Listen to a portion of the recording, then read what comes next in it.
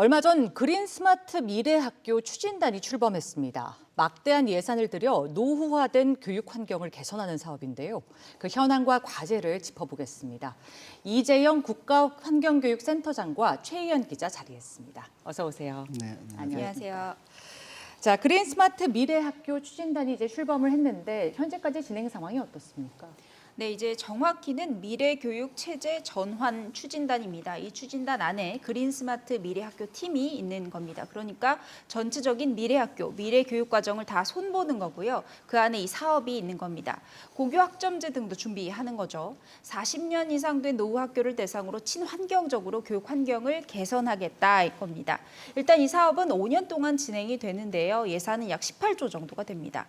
올해 대상 학교는 약 400곳 정도 되고요. 내년부터 공사를 시작해서 리모델링한 학교는 23년에, 새로 짓는 학교는 24년에 개교를 하게 됩니다. 노후시설 재정비도 좋은데 학교 문화라든가 어떤 교육과정에 대한 고민보다 너무 설비 중심으로 가는 거 아닌가 이런 지적도 있습니다. 네, 맞습니다. 이제 사업이 그린 스마트 미래학교 사업이잖아요. 그래서 이 그린이 어디까지 녹아 있는지 알아봤습니다. 현재 이제 추진단이 갓 출범한 걸 고려하더라도 아직 기후환경 교육이나 탄소 중립, 생태계 교육 등 최근 이슈와는 또 다른 트랙으로 준비되고 있는 걸 확인했는데요. 요약하자면 기후환경 교육 과정이나 프로그램이 이 사업과는 아예 별개로 추진되고 있는 겁니다. 사실상 이 사업은 노후 환경 개선에만 포커스가 맞춰져 있는 거죠. 그러니까 환경 교육은 거의 전무한 겁니다. 예. 그래서 막대한 돈을 들여서 사업을 하는데 시설만 바꾸고 탄소 중립이나 기후환경 교육 등 시대가 요구하는 교육과는 너무 동떨어진 게 아니냐 이런 말까지 나오고 있는 겁니다. 예. 그럼 이쯤에서 기후환경교육 현 주소도 한번 진단을 해봐야 될 것 같습니다.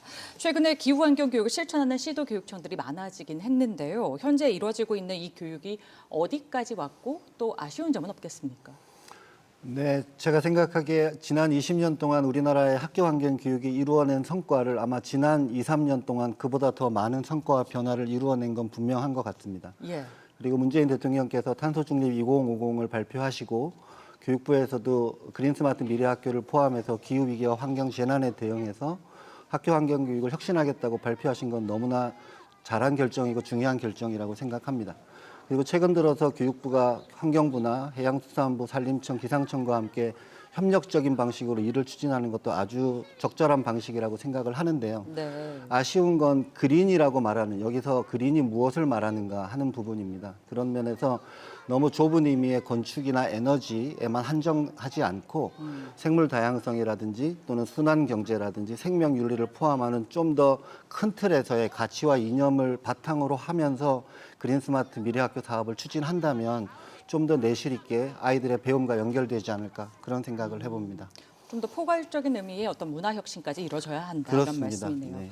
네, 지금 2022 개정교육과정 작업이 한창 진행 중에 그렇습니다. 있습니다. 네.